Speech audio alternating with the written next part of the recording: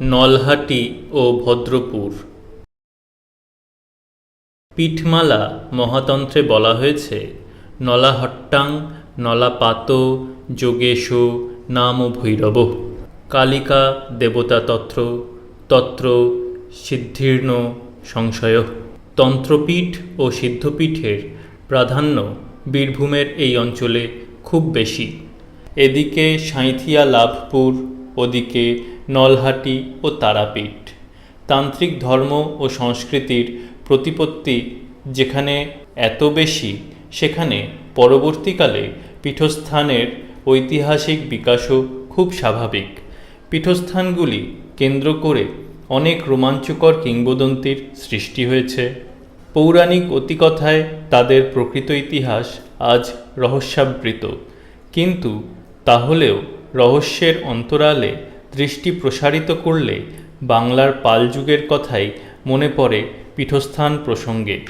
পাইকর মুরারই ঘুরে উত্তর থেকে দক্ষিণে নলহাটি পৌঁছলাম এবং নলহাটি থেকে পূর্বে ভদ্রপুরে ব্র্যাকেটে নলহাটি আজিমগঞ্জ রেলপথে ব্র্যাকেট ক্লোজড স্টেশনের পশ্চিমে নলহাটি গ্রাম। গ্রামের পশ্চিমে একটি ছোট টিলা, টিলার উপরে নলহাটির পার্বতী মন্দির। কেউ বলেন সতীর দেহাংশ নলা ব্র্যাকেটে নুলো কনুইয়ের নিম্নভাগ ব্র্যাকেট ক্লোজড এখানে পড়েছিল বলে নলহাটিতে দেবী কালিকা ও ভৈরব যোগেশ বিরাজ করেন। কেউ বলেন দেবীর ললাট পড়েছিল বলে দেবীর নাম ললাটেশ্বরী। নলহাটেশ্বরী থেকে ললাটেশ্বরী বা তার বিপরীত কিছু যাই হোক হয়েছে, কারণ তন্ত্রে নলাপাতের কথাই উল্লেখ করা হয়েছে। পাহাড়ে অধিষ্ঠিতা বলে দেবী পার্বতী নামেও পরিচিতা। টিলার উপরেই দেবীর মন্দির হঠাৎ দেখলে মনে হয় যেন টিলারই বক্ষভেদ করে উঠে দাঁড়িয়েছে। সাধারণ চারতলা বাংলা মন্দিরের গড়ন, মধ্যে কোনো দেবী মূর্তি নেই কিছু, পাষাণখণ্ডের মাধ্যমেই দেবীর পূজা হয়। দেবী মন্দিরের অনতি দূরে একটি মসজিদ ও সমাধি। পার্বতী ও পীর যেন পাশাপাশি বিরাজ করছেন নলহাটিতে। রামপুরহাট মহকুমায় ঘুরে হিন্দু মুসলমানের বিদ্বেষ বর্জিত যে পারস্পরিক প্রীতির বন্ধন দেখেছি, মনে হয় যেন নলহাটির পার্বতী ও পীর সেই একই বন্ধনে বাঁধা। ইতিহাসের কোন পর্বে ঠিক কোন সময় এই বন্ধন হয়েছিল আজ আর তা কেউ বলতে পারেন না, জানেনও না, জানার তেমন আগ্রহও নেই। বাংলার এই পশ্চিম সীমান্তে বীরভূমের এইসব অঞ্চলে বখতিয়ারের অভিযানের পর থেকেই মুসলমানদের আনাগোনা হয়েছে।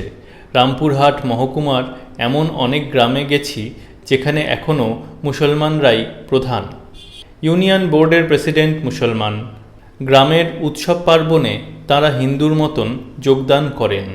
কথাবার্তা বলে দেখেছি।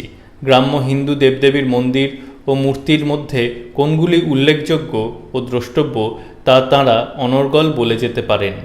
পুকুর কাটতে মূর্তি পাওয়া গেছে, বিষ্ণু মূর্তি, গণেশ মূর্তি, সূর্য মূর্তি, বুদ্ধ মূর্তি, শক্তি মূর্তি। সাধারণ মুসলমান চাষিরা সেগুলি সযত্নে ঘরে তুলে রেখেছে। কেউ কেউ অভাবের তাড়নায় হয়তো কিউরিও ব্যবসায়ীদের কাছে বিক্রিও করেছে, কিন্তু সকলে তা করেনি। নিজের গ্রামের মূল্যবান ঐতিহাসিক নিদর্শন হিন্দু ও মুসলমান আমলের সকলেই রক্ষা করতে চেয়েছে। সম্প্রদায় ভেদে এই বোধশক্তির কোনো পার্থক্য নেই। নলহাটির কথা বলি। পীঠস্থানরূপে নলহাটির উৎপত্তির কোনো সঠিক ইতিহাস পাওয়া যায় না। দেবীর পূজারীরা 14 পুরুষ আগে শরনাথ শর্মার স্বপ্নদর্শনের কথা বলেন এবং নলহাটির কোনো সাহা জমিদার দ্বারা মন্দির প্রতিষ্ঠার কথা উল্লেখ করেন। এই ইতিহাসও 300-350 বছরের বেশি প্রাচীন নয়, অর্থাৎ সপ্তদশ শতাব্দীর মাঝামাঝি পর্যন্ত নলহাটির ইতিহাসের জের টানা যায়। প্রায় এই সময় রচিত পীঠ নির্ণয় বা মহাপীঠ নিরূপণ গ্রন্থে নলহাটির নাম পাওয়া যায়। কোনো প্রাচীন তন্ত্রগ্রন্থে নলহাটির নাম নেই। পরবর্তীকালের গ্রন্থে উপপীঠ বলে নলহাটির উল্লেখ আছে। নলাহট্টাং নলাপাত যোগীশো ভৈরবস্তথা। তত্র সা কালিকা দেবী সর্বসিদ্ধি প্রদায়িকা। কালীঘাটে মুণ্ডপাত ক্রোধিশ ভৈরবস্তথা। দেবতা জয় দুর্গাস্যাং নানা ভোগ প্রদায়িনী। বক্রেশ্বরে মনঃপাত বক্রনাথস্তু ভৈরব। নদী পাপহরা তত্র দেবী মহিষমর্দিনী। হারপাত নন্দীপুরে ভৈরব নন্দিকেশ্বর। নন্দিনী সা মহাদেবী তত্র সিদ্ধিমো বাপ্নুয়াত। ব্র্যাকেটে পীঠ নির্ণয় মহাপীঠ নিরূপণম ব্র্যাকেট ক্লোজড। ডক্টর দীনেশচন্দ্র সরকার বলেন যে সম্ভবত সপ্তদশ শতাব্দীর শেষে এই পীঠ নির্ণয় গ্রন্থ রচিত হয়েছে। পূর্বের কোনো প্রাচীন তন্ত্রগ্রন্থে এমনকি পীঠ নির্ণয়ের অন্যান্য পুঁথিতেও নলহাটি, কালীঘাট, বক্রেশ্বর, নন্দীপুর ইত্যাদির নাম নেই। তাই মনে হয় তান্ত্রিক পীঠস্থান রূপে এগুলির তেমন প্রাধান্য সপ্তদশ শতাব্দীর পূর্বে বিশেষ ছিল না। বৌদ্ধ ও হিন্দু তন্ত্রের ক্রমাবনতির যুগে মোগল রাজত্বের শেষে কেন্দ্রচ্যুত ও বিচ্ছিন্ন তান্ত্রিক সাধনার ধারা বাংলার পশ্চিম প্রান্তের এই অঞ্চলগুলিতে কোনো রকমে আত্মরক্ষা করতে সক্ষম হয়। তার মধ্যে নন্দীপুর ব্র্যাকেটে সাঁইথিয়া, বক্রেশ্বর, নলহাটি ইত্যাদি অন্যতম বলা চলে। নলহাটি থেকে ভদ্রপুরের পথে যাত্রা করলাম। নলহাটি আজিমগঞ্জ রেলপথে লোহাপুর স্টেশন থেকে প্রায় 4-5 মাইল দূরে ভদ্রপুর গ্রাম। মুর্শিদাবাদ সীমান্ত এখান থেকে খুব বেশি দূর নয়। ইতিহাস বিশ্রুত মহারাজা নন্দকুমারের জন্মস্থান বলে ভদ্রপুরের প্রসিদ্ধি। এখনও নন্দকুমার বংশের শাখা প্রশাখার বংশধররা এই গ্রামে বসবাস করেন। গ্রামের দৃশ্য ও ঐতিহাসিক নিদর্শন দেখে মনে হয় ভদ্রপুর বেশ প্রাচীন গ্রাম। আনুমানিক 1700 খ্রিস্টাব্দে অথবা অষ্টাদশ শতাব্দীর গোড়ার দিকে নন্দকুমারের জন্ম হয় এবং ভদ্রপুরেই তিনি জন্মগ্রহণ করেন। জীর্ণ রাজবাড়ির সংলগ্ন একটি ইট কাঠের কঙ্কালসার কক্ষের দিকে চেয়ে গ্রামবৃদ্ধরা বলেন যে এই ঘরেই নন্দকুমারের জন্ম হয়েছিল। প্রাগৈতিহাসিক যুগের অতিকায় দানবের কঙ্কালের মতন মহারাজের অট্টালিকা হঠাৎ চোখের সামনে ভেসে ওঠে। পায়রা আর চামচিকেরা অতীত স্মৃতির টুকরো নিয়ে ভগ্ন স্তূপের মধ্যে কিচিরমিচির করে। সেই বিশাল ফটকের উন্নত শিরের দিকে দেখিয়ে গ্রামবাসীরা বলেন যে এখান দিয়ে হাতির পিঠে চড়ে বাড়ির ভিতরে অঙ্গনে যাওয়া হতো। ভিতরে দেওয়ানখানা, লক্ষ্মীনারায়ণ মন্দির ইত্যাদি। রাজবাড়ির উত্তরাংশে নবাড়ি। মহারাজার মধ্যম কনিষ্ঠ ভ্রাতা রাধাকৃষ্ণ রায়ের বাড়ির নামই নবাড়ি। রাজবাড়ি ও নবাড়ির পশ্চিমে ছোট রায়বাড়িতে মহারাজার বৈমাত্রেয় ভাই রঘুনাথ রায় ও তাঁর বংশধররা বাস করেন। ভদ্রপুরের ক্রমাবনতির কথা উল্লেখ করে শ্রী নবীনকৃষ্ণ বন্দ্যোপাধ্যায় তাঁর ভদ্রপুর ইতিবৃত্ত নামক পুস্তিকায় লিখেছেন, ব্র্যাকেটে 1317 সনে প্রকাশিত, এখন আর সেরূপ নাই। ব্রাহ্মণ জাতি চৌধুরী, কায়স্থ জাতি সিংহ ও গন্ধবণিক জাতি পালদিগের এবং মুসলমান জাতি মীরদিগেরই এই গ্রামে আদিম বাস ছিল, ইহা স্পষ্ট জানা যায়।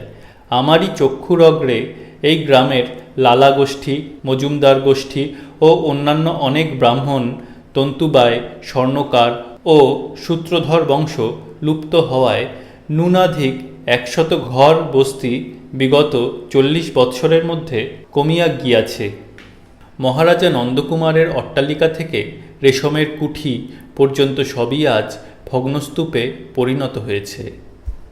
সবার আগে ভদ্রপুরে পৌঁছে মনে হয় যেন মহারাজা নন্দকুমারের স্মৃতি সারা গ্রামটিকে আচ্ছন্ন করে আছে। স্থানীয় লোকের দুঃখ হল ইংরেজের ইতিহাসের নজির ভালো করে যাচাই করা হলো না। তখনকার দেশপ্রেম বা জাতীয়তাবোধের ব্র্যাকেটে অষ্টাদশ শতাব্দীর ব্র্যাকেট ক্লোজড স্বরূপ কি তা সুস্থ মস্তিষ্কে বিচার করা হলো না। নন্দকুমারের প্রতি ইংরেজের বিদ্বেষপ্রসূত প্রচণ্ড অবিচারকে মাথা হেঁট করে মেনে নেওয়া হলো। আজও নাকি স্থানীয় লোকের অনুরোধ সত্ত্বেও ভারত গভর্নমেন্ট ভদ্রপুর গ্রামে নন্দকুমারের স্মৃতি রক্ষার জন্য কিছু করতে নারাজ। তাঁরা বলেন, মুর্শিদাবাদের কুঞ্জঘাটায় যে কীর্তি ও স্মৃতি রক্ষিত হয়েছে তাই যথেষ্ট। সাম্রাজ্যবাদীর ইতিহাসে নন্দকুমারের চরিত্র যেভাবেই কলঙ্কিত করা হোক না কেন, বাংলাদেশের সাধারণ মানুষের কাছে তাঁর লোকপ্রিয়তা আজও ম্লান হয়নি। অসংখ্য ছড়া ও গানে তার প্রমাণ আজও পাওয়া যায়। যেমন ভাদুরের নন্দকুমার, লক্ষ্যবামন করলে সুমার, কেউ খেলে মাছের মুড়ো, কেউ খেলে বন্দুকের হুড়ো, অথবা নন্দকুমার রায় ছিল বাঙ্গালার অধিকারী, হেস্টিংস সাহেব এলো যান করিবারে বাড়ি, নন্দকুমারের মা কাঁদে ওই গাঙ্গের পানে চেয়ে, আর না আসিবে বাছা জোড়া ডিঙ্গি বেয়ে, খোপেতে কৌতর কাঁদে কাঁদে ফোয়ারায় হাঁস, সোরা বাঙ্গালায় কাঁদে সোনার গুলতি বাঁশ। দলিল দস্তাবেজের মাহাত্ম্য অথবা মহাফেজ খানার মাহাত্ম্য ও রহস্য সাধারণ মানুষ জানে না বা বোঝে না। কত জাল দলিলের দৌলতে মহাফেজ খানার অন্ধকারে বসে ইংরেজ সাম্রাজ্যবাদীরা আমাদের দেশের ইতিহাসের কত অধ্যায় যে বিকৃতভাবে রচনা করে গেছেন, ভবিষ্যতে অনেক দিন পর্যন্ত অনুসন্ধানীদের কর্তব্য হবে তাই প্রমাণ করা। নন্দকুমারের ইতিহাস পুনরালোচনা করার দরকার নেই এখানে। আজ পর্যন্ত এরকম বিচার এই অবস্থায় কখনো হয়েছে কিনা সন্দেহ। 1775 সালের মে মাসে মোহনপ্রসাদ অভিযোগ করেন নন্দকুমারের বিরুদ্ধে, জালিয়াতির অভিযোগ। সুপ্রিম কোর্টের বিচারকরা তার বিচার করেন এবং 16 জুন তার প্রাণদণ্ডের আদেশ হয়। তার 22 দিন পর তাকে কলকাতার ময়দানে ফাঁসি দেওয়া হয়।